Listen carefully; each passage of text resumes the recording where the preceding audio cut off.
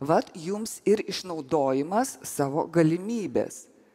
Tiesiog kartais reikia neabejoti arba pabejoti jau tada, kai esi priverstas ir neturi kur pabėgti, ir tada viskas ateina čia ir vietoje.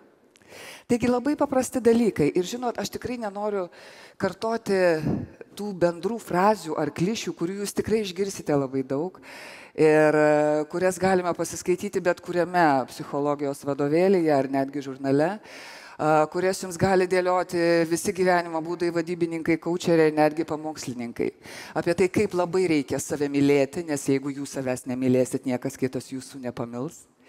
Apie tai, kaip gyvenime mirtinai reikia turėti tikslą ir nuosekliai to tikslo siekti kiekvieną dieną. Jau atsibudus ryte žinoti, kad tu turi tikslą. Niekada nelyginti savęs su kitais.